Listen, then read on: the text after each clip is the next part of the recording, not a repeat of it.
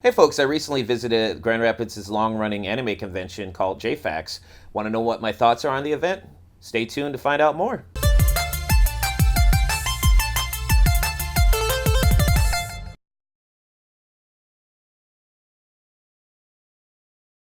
Well, I'd like to start off by saying that I've been going to JFAX for years, and every year it's been a good experience, and this year was no different. I mean, it pretty much provided the same experience with a few minor tweaks, and I definitely wanted to go over that. So, let's start with the pros. In the past few years since JFAX moved downtown Grand Rapids, it's always been split between two buildings, DeVos Hall and the Amway Grand. This year, they consolidated everything except for one event all to the DeVos Hall Performance Center, and I was really happy about that. I think that's been awesome. I mean, seriously, it was my only major complaint from years past. Panels, screening rooms, gaming, main events, music, all consolidated to the DeVos Performance Hall. The only thing that was left out was the Maid Cafe, which was all the way over in the Amway Grand. And it is what it is, and I can't really complain about that too much.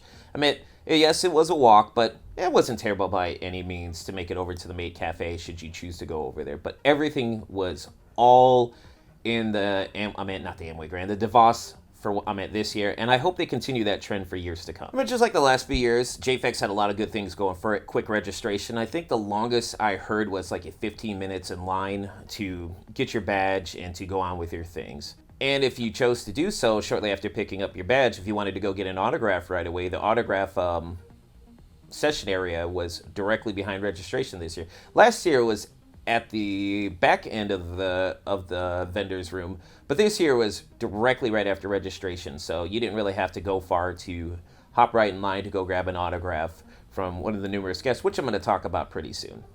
Another cool thing was the gaming room setup was considerably bigger this year. I believe last year they held it up. Yeah, they held it upstairs in a panel room, and they got their bang for their buck out of that one. But this year was in a bigger performance area. I meant like a performance space type area. They had all sorts of arcade games, console games, and even a few pachinko machines. So it was pretty cool to walk through, and I like the gaming setup this year. And I look forward to seeing what JFX will come up with for next year, because it seems like they're going to keep growing and growing and growing. So pretty cool on that one as well. For this year, as far as voice actors go, they brought in Cherami Lee, Jamie Marquis, Lucy Christian, who's been off the convention scene for quite some time, and she's finally made a return. And they also brought in Steve Bloom, who's one of my favorite voice actors of all time. Last but not least, cultural anthropologist Charles Dunbar had returned to JFX as well. All the guests were super nice, really approachable, and just all around fun people to encounter throughout the weekend. Speaking for personal experience, I managed to snag an interview with both Lucy Christian and Steve Bloom. Lucy was super cool, one of the nicest and sweetest people I have ever encountered. And we had a very deep conversation while we were having an interview. And honestly, I was just trying to be nice to get her off to go to her next lunch appointment with somebody, but she wanted to keep going, and I definitely didn't want to end the interview, but I also wanted to be respectful of her time. I totally liked hanging out with her. You should check out that interview. My interview with Steve Bloom, honestly, that's my favorite interview that I've conducted so far this year. It was everything that I was hoping for, and I'm glad I got to show him my evolution as an interviewer. And yes, I would highly recommend that interview to just total class act.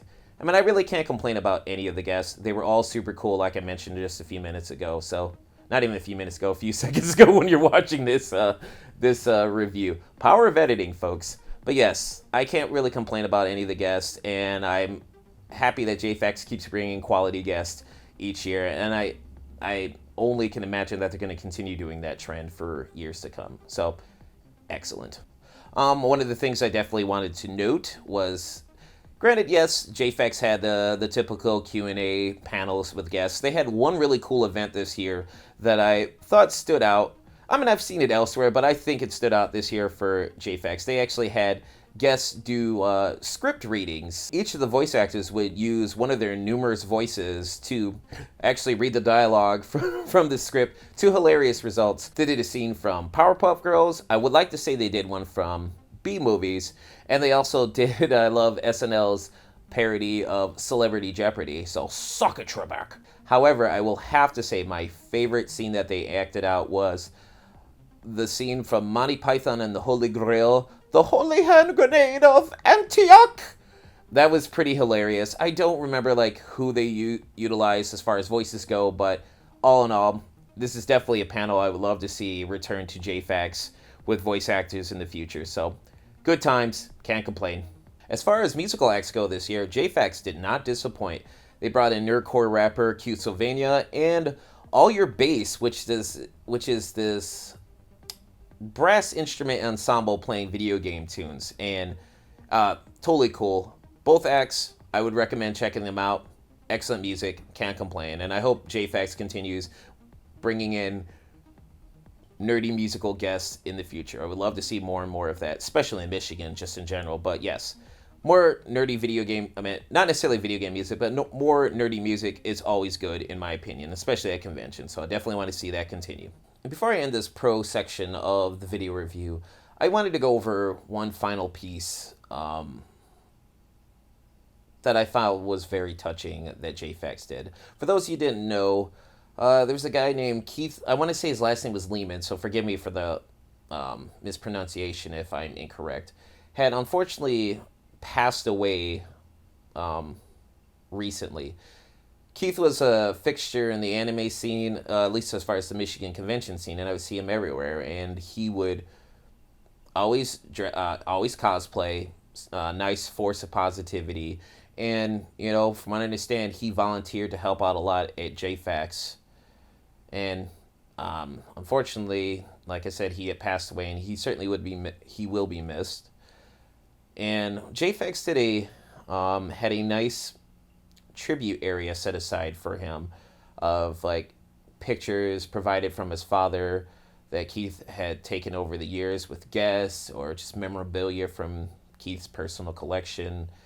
And it was very nice to see that and the impact that he had on the convention scene. And then towards the end of the convention, at closing ceremonies, they had a nice video tribute. They had a nice video tribute for Keith. And I thought that was very touching, and it was cool to see that a lot of people, not to suggest that they didn't, but it was cool to see that a lot of people cared about the dude. And yeah, Keith, you will be missed. And I thought it was very classy of JAFAX to just provide a nice tribute to the dude, because he was there for all these years, and he was always super nice to everyone. So it was nice of them to give back. So yeah.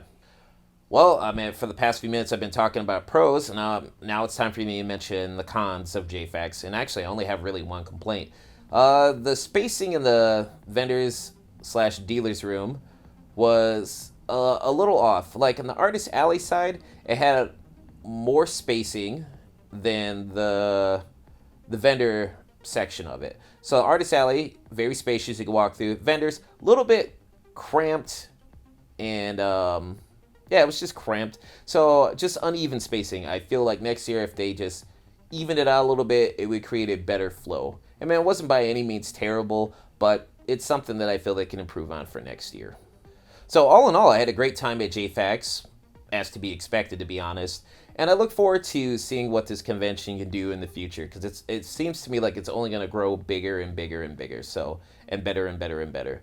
So folks, this is Joe from MIGeekScene. This was my review of JAFAX 2019. Take it easy.